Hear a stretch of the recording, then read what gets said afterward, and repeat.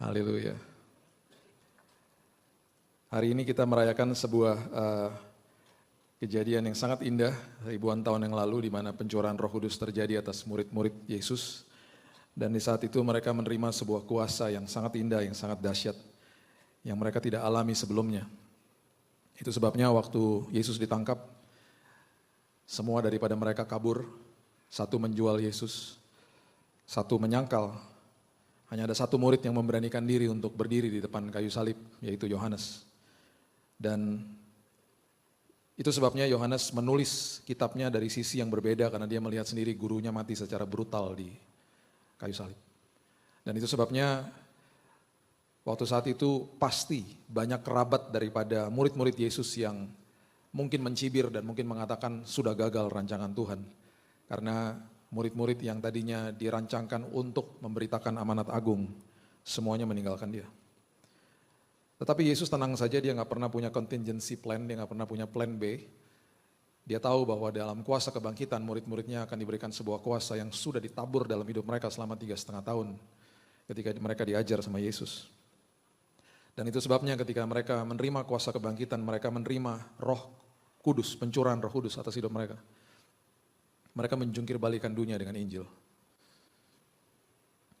Matius pergi ke benua Afrika. Sedang dia berkhotbah, dia ditarik keluar, dipukul kepalanya sama balok kayu sampai mati. Hari ini 60-70% benua Afrika percaya Yesus. Simon orang Zelot, dia pergi ke Eropa, dia memberitakan Injil di sana. Bartolomeus dikulitin, disiram air garam. Dan bahkan yang sangat luar biasa bagi kehidupan saya adalah Thomas pergi ke India. Dan waktu Thomas pergi ke India, dia mati di sana karena dia dibunuh sama penyembah-penyembah berhala. Dan waktu dia dibunuh di sana, dia menaburkan sebuah benih firman Tuhan yang luar biasa. Dan waktu dia tabur itu semuanya, itu adalah cikal bakal daripada opa oma saya yang datang dari India tahun 1930-an ke Indonesia. Dan mereka sudah orang Kristen. Dan itu saya percaya akibat benih yang ditabur sama Thomas. Kuburnya masih ada di India, Saint Thomas. Waktu manusia deklarasi independen dari kerajaan sorga, manusia dipisahkan dari roh Tuhan. Roh Tuhannya meninggalkan manusia. Manusia yang tadinya diminta untuk tidak menguasai manusia yang lain, dosa pertama yang didokumentasikan di Alkitab setelah the fall of man, setelah kejatuhan di Taman Firdaus, adalah Kain membunuh Habel. Kemudian kata kerajaan pertama kali yang keluar di Alkitab itu tercatat di Kejadian pasal yang ke-10 ayat 8-10 mengatakan begini. Kejadian pasal yang ke-10 ayat 8-10 mengatakan, Kush memperanakkan Nimrod. Dialah yang mula-mula sekali orang yang berkuasa di bumi. Ia seorang pemburu yang gagah perkasa di hadapan Tuhan, sebab itu dikatakan orang seperti Nimrod, seorang pemburu yang gagah perkasa di hadapan Tuhan. Mula-mula, ini dia kata kerajaan pertama kali yang didokumentasikan di Alkitab. Kerajaannya terdiri dari Babel, Erek, Akkad, dan semuanya itu ada di tanah Sinear. Nimrod ini adalah cicit daripada Nuh. Nuh punya anak namanya Ham. Ham punya anak namanya yang disebut di sini Kus. Kus punya anak lagi namanya Nimrod. Jadi waktu Bapak Ibu baca nanti di Kejadian pasal yang ke-11, itu ada kisah tentang Menara Babel, ingat ya. Menara Babel, project officer-nya itu Nimrod. Josephus, sejarawan, dia menulis salah satu alasan daripada Nimrod mendirikan Menara Babel itu karena dia ketakutan bahwa bumi ini akan dihukum lagi dengan air bah. Dia mendirikan menara setinggi itu. Dia lupa bahwa eyangnya sudah diberikan perjanjian kudus sama Tuhan, yaitu busur di langit. Bahwa Tuhan tidak akan menghukum bumi ini dengan air bah lagi.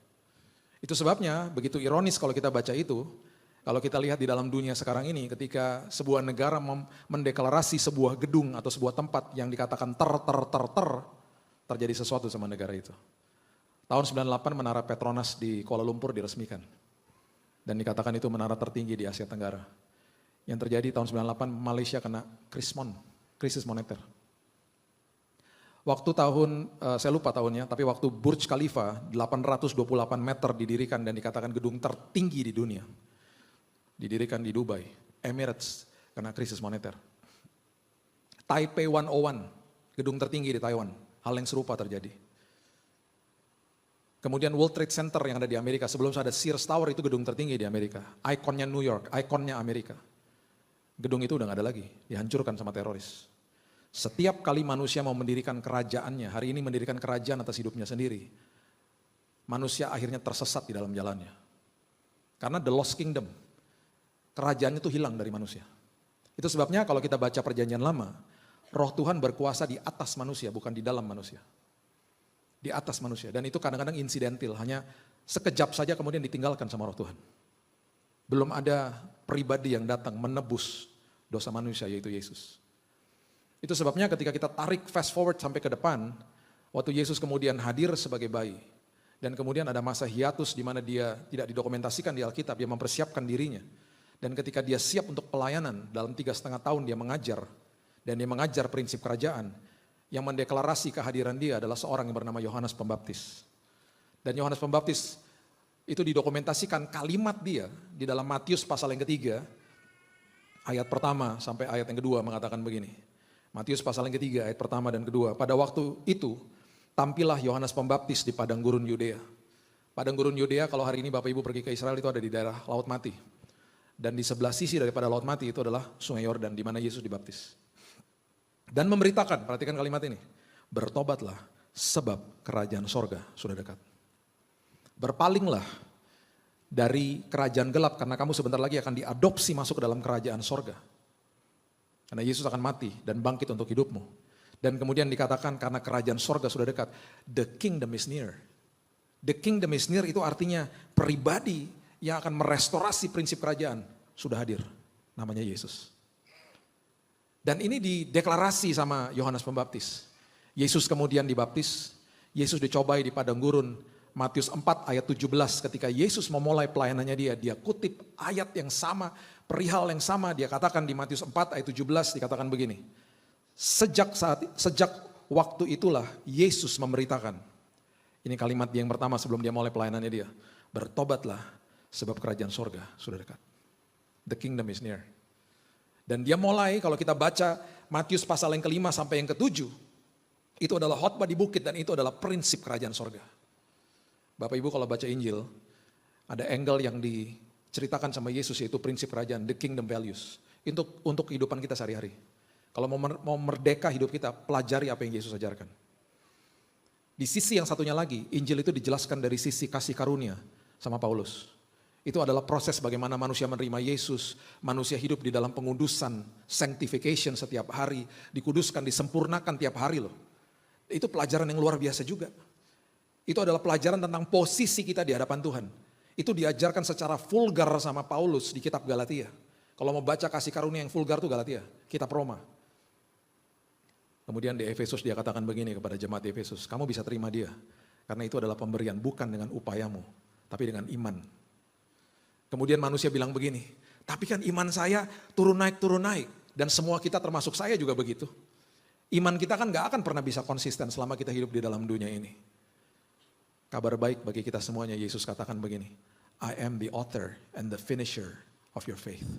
Aku adalah pemimpin dan penyempurna daripada imanmu. Bapak Ibu, kita ini gak akan pernah bisa sempurna. Tetapi posisi kita hari ini disempurnakan karena Yesus. Dia lihat kita semuanya dari kacamata sempurna. Karena semuanya selesai di kayu salib. Manusia seringkali masih merasa bersalah. Manusia masih merasakan apalagi yang saya bisa berikan untuk Tuhan ya. Makanya seringkali didengungkan dari atas mimbar, ayo Bapak Ibu kita lakukan ini untuk menyenangkan hati Tuhan. Kita pakai upaya-upaya kita dan lain sebagainya. Bahkan didengungkan, ayo kita berikan yang terbaik, kita makin bingung berikan terbaik itu apa. Kita makin bingung karena kita gak pernah belajar untuk menerima yang terbaik. Kita gak pernah belajar bahwa saya ini disempurnakan tiap hari sama Tuhan. Bahkan Paulus katakan begini, justru kalau kamu mau mengalami kuasa Tuhan dalam hidupmu, justru kesempatan yang paling tepat adalah ketika kamu sedang lemah. Bukannya berarti setiap hari kita membenarkan kita lemah terus, bukan. Paradigma itu harus dibalik, belajar terima dari Tuhan kebaikan Tuhan, mengerti bahwa dia gak pernah berseberangan sama saya. Dia sangat sayang sama saya sempurna di hadapannya dia. Ketika kita ngerti bahwa dia melihat kita dari posisi seperti itu, kita akan sanggup memberikan yang terbaik karena itu adalah hidup yang berkelimpahan yang dia bawa.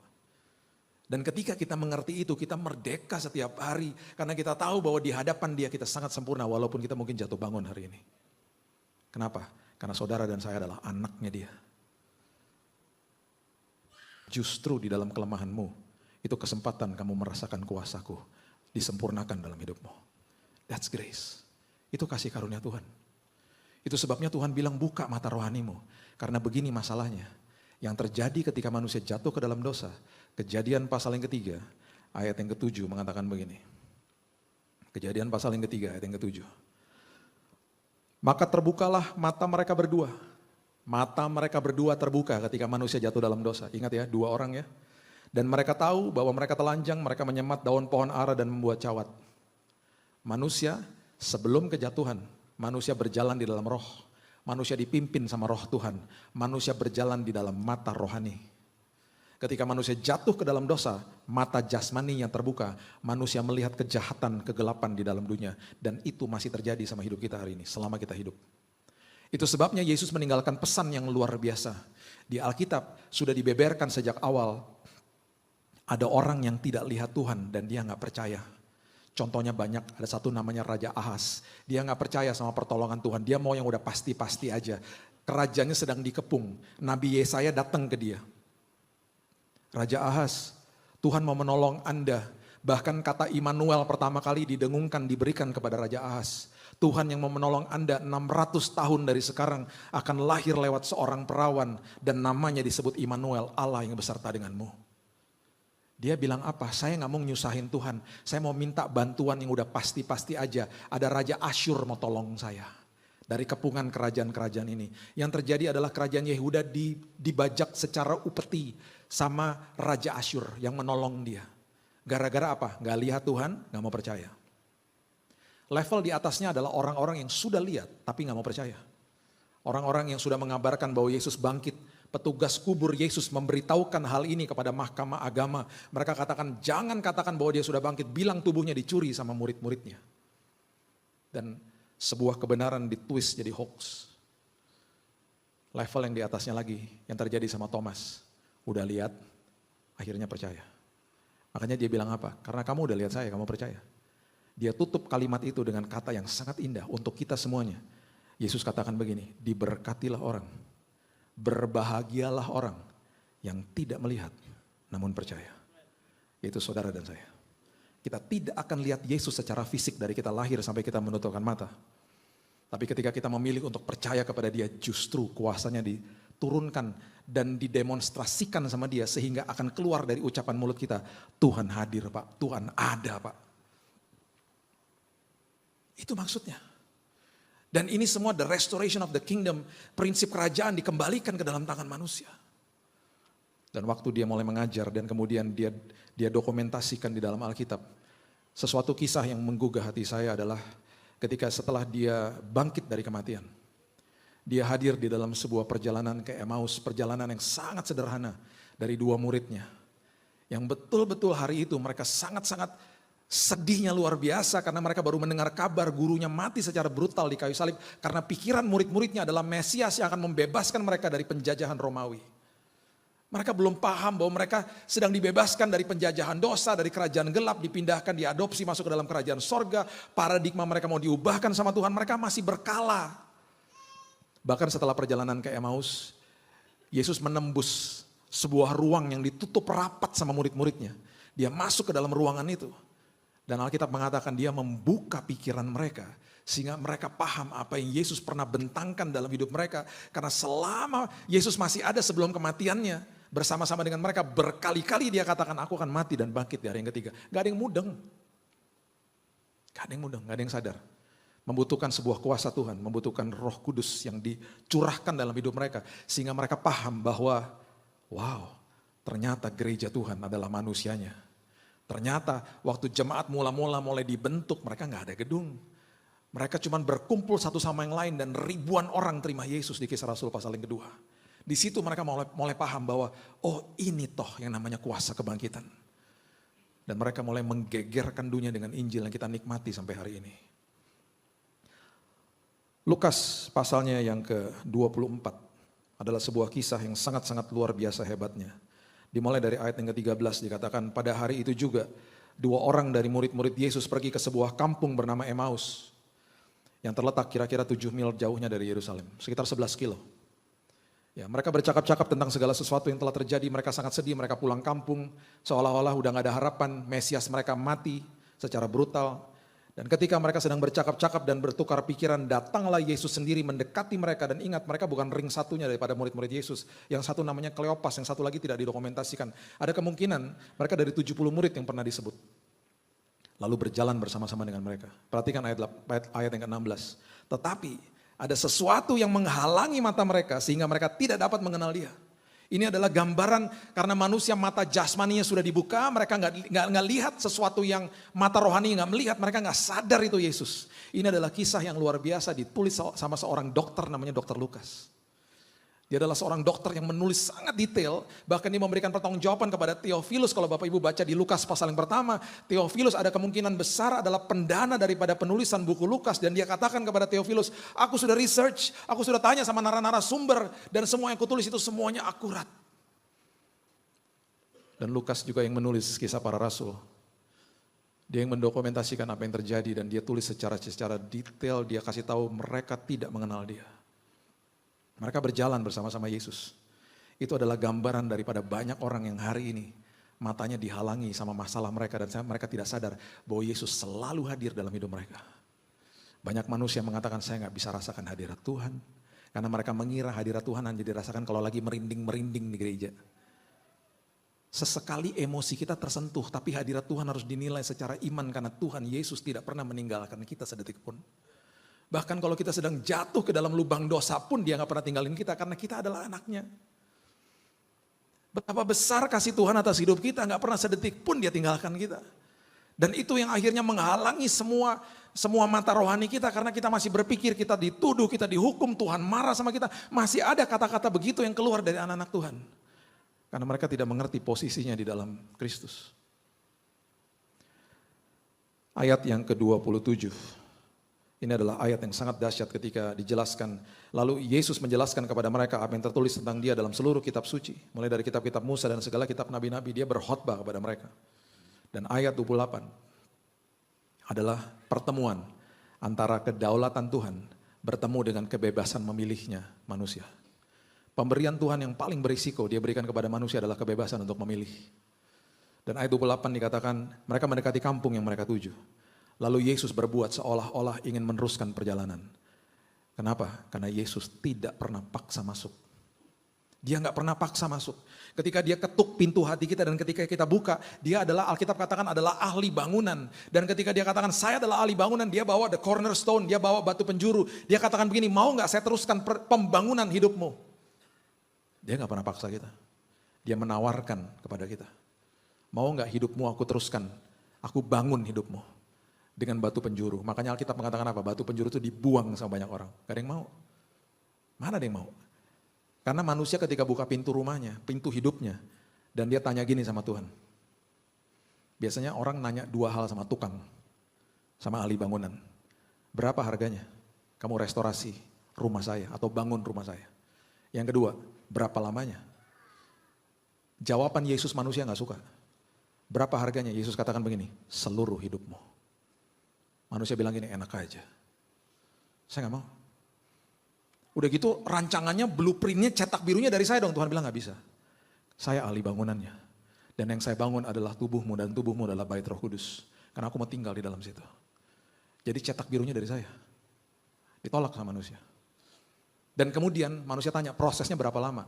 Dan selalu prosesnya sedikit demi sedikit. Gak pernah langsung. Manusia bilang lama amat. Manusia gak sadar bahwa hidupnya sedang dibangun di bawah, bukan ke atas. Yang dibangun adalah akarnya ke bawah. Karakternya supaya jadi tahan uji. Supaya ketika nanti dibawa tinggi sama Tuhan, ketika ada badai, kita nggak akan hancur dan rubuh. Dan ketika ada pujian, kita tidak akan sombong. Karena akarnya kuat di bawah. Jadi kalau prosesnya sedikit lama Bapak Ibu, ngucap syukur aja sama Tuhan. Karena siap-siap kita akan dibawa tinggi sama Tuhan. Makanya MRT harganya lebih mahal daripada LRT. Orang Jakarta paham dong ya kalau saya ngomong gitu ya. Saya ngomong ini di luar kota mereka gini. Gini-gini Bapak Ibu, MRT di bawah tanah, LRT di atas. Oh gitu ya, baru orang Jakarta paham lah ya. LRT kan cepat bangunnya. MRT kan agak lama.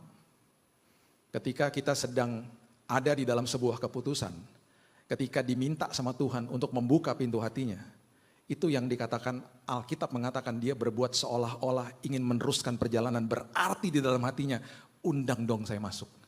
Dia gak pernah paksa kita.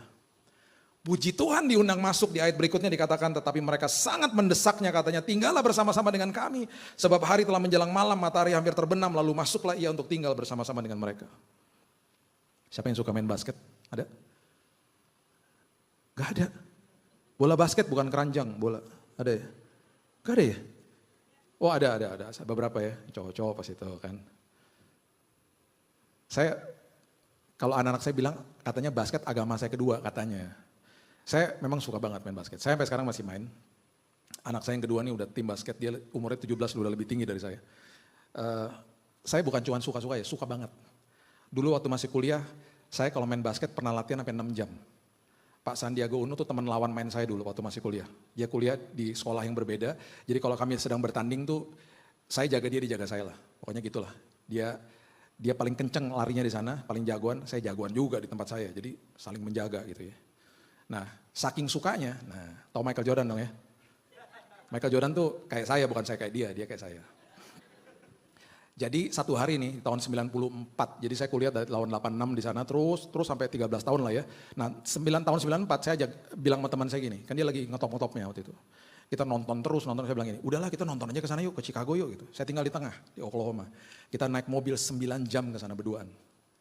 Kita beli tiketnya, kita berangkat. Terus sampai di sana saya bilang gini, lu tahu nggak ada restoran Michael Jordan, tahu nggak lu? Serius lu Bill? Iya, kita makan di situ dulu yuk gitu. Kita masuk ke sana, cari tempatnya di tengah kota kita masuk, Michael Jordan restoran. Katanya menu-menu kesukaan dia. Waktu masuk di lantai bawah itu lorong panjang kayak begini nih. Di ujung situ ada pintu tulisannya VVIP. Di sebelahnya ada tangga ke atas. Restorannya di atas. Jadi kita lihat nih pas masuk sepi banget ya. Naik ke atas baru resepsionisnya di atas. Makan, udah beres. Yuk jalan yuk. Udah mau mulai nih ntar lagi. Gitu. Kita turun dari tangga. Lagi turun dari tangga, pintu VVIP kebuka. Cikrek. Lagi turun ya, sama teman saya berdua, pintu VIP kebuka. Yang keluar, Michael Jordan. Gak ada yang ngawal, sendirian. Kaget dong. Sampai saya gak bisa ngomong, idola. Zaman dulu sebelum terima Yesus, idola. Bukan Yesus idolanya dia. Saya gak bisa ngomong. Michael Jordan, teman saya, gila Michael Jordan. Kita gak bisa ngomong. Terus dia sendirian lagi. Terus saya gak pernah lupa tuh dia lagi lihat ke dalam, dia bilang, oke see you guys gitu. Dia ngomong sama temennya lah, terus dia tutup pintunya. Gak ada pengawalan, di bawah gak ada orang. Saya panggil dong, Mike. Dia noleh. Bill. Percaya aja. Masih sering ke GS, yes Bill. Dia noleh, hey guys gitu katanya. Ih dalam hati, ih gila ramah banget ya orang. Kita turun, saya turun, Bapak Ibu bisa bayangin ya. Saya, Michael Jordan sama teman saya jalan ke depan bertiga dong. Sambil ngobrol-ngobrol. Saya kalau lagi ngomongin ini, saya suka sedih tau gak kenapa? Belum ada HP. Kalau enggak kan kita udah selfie gitu. Wah itu coba gak ada orang. Betul-betul eksklusif time sama dia bertiga doang. Saya sama teman saya sama dia. Dan dia nanya, jalannya nyantai banget ke depan gitu. Dia bilang, guys makan apa tadi barusan? Wah lama banget ya pokoknya. Oh saya makan itu. Dia bilang, oh that's my favorite food katanya. Jalan ke depan ternyata mobil Range Rover yang parkir di depan ternyata mobil dia. Saya udah lihat tuh mobil dari pas masuk, keren juga nih mobil. Terus dia minta kuncinya di valet, tukang valet. Dilempar, ditangkap sama dia. Saya dalam hati gini, gila nih orang cool banget ya. Terus dia pegang pundak saya lagi. Where you guys going? To your game. Mau pergi ke game. Oh thank you for coming gitu. I'll see you at the game. Dia tepok lagi pundak saya. Ditepok ke Michael Jordan. Dia masuk ke mobil, dia jalan. Saya sama teman saya berdua gini. Gila ketemu Michael Jordan. Gila kita senang banget berdua. Tiba-tiba teman saya ngomong gini, lu kenapa gak foto? Saya pegang kamera, saya lupa foto. Kamera zaman dulu tuh kamera yang begini nih, krek. Ingat gak? Yang iya nih seumuran ya. Yang lain-lain adik-adik itu zaman dulu ya. Gak kayak sekarang, jelek di-delete. Diulang lagi malahan. Zaman dulu gak bisa, kita develop dulu. Ada namanya negatif, tuh kan bingung kan? Di-develop di kamar gelap, nanti seminggu baru dapat hasilnya, baru ketahuan, ya jelek ya gitu, gak enak banget zaman dulu tuh. Jadi memang saya pegang kamera, saya dimarahin sama teman saya marah balik, lu kenapa gak ingetin gua, gimana sih lo gitu. Ya gua juga bingung Bill, gua kesenangan banget, ya gua juga kesenangan. Udah buruan foto, saya foto mobilnya doang, udah lewat. Mobilnya lewat, jadi kalau Bapak Ibu mau tanya mana bil buktinya, ada fotonya saya masih simpen tuh, mobilnya doang. Michael Jordan gak kelihatan, gelap. Saya kalau lihat itu agak-agak sedih sih, tapi saya gak bohong lah. Cuman waktu saya baca ayat ini, saya bilang gini, gak apa-apa Tuhan. Yang penting jangan sampai dilewatin sama Tuhan, amin. Undang dia masuk dalam hidup kita, karena ayat berikutnya mengatakan begini. Ia duduk makan dengan mereka, mengambil roti, mengucap berkat, memecah-mecahkan, memberikan kepada mereka. Perhatikan ayat 31. Ketika itu terbukalah mata mereka. Di awal tadi waktu mereka manusia jatuh dalam dosa, 2 orang matanya terbuka dari rohani kepada jasmani. Di saat ini ketika mereka undang dia masuk, yang terjadi adalah mata jasmani dialihkan kepada mata rohani. Mereka pun mengenal dia, tetapi ia lenyap dari tengah-tengah mereka. Dan mereka katakan, pantesan tadi hati kita berkobar-kobar, ayat 32. Ketika ia berbicara dengan kita di tengah jalan, ketika ia menerangkan kitab suci kepada kita. Harusnya mata rohani kita dibukain sama Tuhan hari ini kalau kita baca firman Tuhan, hati kita berkobar-kobar. Bapak Ibu, ada kuasa yang sudah diberikan dalam hidup kita hari ini. Dan saya akan tutup dengan kisah nyata ini. Seorang bisnismen, dia mau pergi ke sebuah kota dan dia charter sebuah pesawat kecil baling-baling, cuma satu baling-balingnya di depan. Dan waktu dia pergi, dia bilang sama pilotnya, dia minta untuk dibawa ke kota itu di Amerika. Dia duduk di depan dengan temannya di belakang karena pesawatnya sangat kecil. Dan cuma ada satu pilot di sebelahnya dia. Pesawatnya terbang. Sebelum terbang dia berdoa karena dia orang Kristen. Waktu diterbang, tiba-tiba pesawat itu mengalami badai yang luar biasa. Dan waktu pesawat itu melewati badai, tiba-tiba pilotnya bilang begini, karena ngelihat tadi orang ini berdoa, dia bilang, tolong doakan saya lagi. Kenapa? Karena biasanya kalau lagi lewatin badai, saya biasanya pengen pingsan. Lah gimana? Lu kan pilot. Tahu gitu lu jangan terbang dong tadi. Ya tadi saya nggak ngelihat, ternyata ramalan cuacanya suka berubah-berubah di sini, dia bilang begitu. Nggak lama setelah dia bicara begitu, dia pingsan beneran. Panik dong. Itu bisnismen dia tarik radio di situ. Dia teriak sekeras-kerasnya, Mayday, Mayday, tolong saya, tolong saya. Dan suaranya tertangkap sama sebuah Boeing 747 kargo yang sedang melintas di situ. Dan pilotnya bilang ada apa? Dia ceritakan masalah di kokpitnya dia, bahwa pilotnya pingsan. Dan pilot itu di pesawat besar itu katakan, sebentar saya akan sambungkan kamu dengan tower terdekat, dengan menara terdekat dari sebuah airport terdekat. Gak berapa lama setelah itu ada suara masuk. Dan suara itu mengatakan begini, Pak, saya sudah menerima your distress call. Saya sudah menerima permohonan emergency Bapak. Di depan saya sudah ada buku manual pesawat Bapak yang sangat sederhana. Saya bisa lihat Bapak, Bapak gak bisa lihat saya. Saya lihat Bapak di radar saya. Pak, ini pesan saya. Dengerin suara saya akan pandu Bapak untuk memencet tombol-tombol tertentu dan ikutin suara saya. Apa yang saya katakan, saya akan bawa Bapak mendarat dengan selamat. Pesan saya cuma satu Pak, jangan lihat keluar, jangan lihat badainya, ikutin kata-kata saya. Bapak Ibu singkat cerita pesawat itu mendarat dengan selamat, walaupun bumping, karena memang dia bukan pilot. Dan waktu dia keluar, karena itu bukan kota tujuan, dia menginap di sebuah hotel. Dan pada malam hari sebelum dia tidur ada ketukan di pintunya. Dan waktu dia buka ternyata orang yang tadi ada di tower di menara itu, dia yang hadir di depan pintu dan dia katakan, Pak, Bapak luar biasa Pak. Saya tadi orangnya Pak yang ada di tower itu.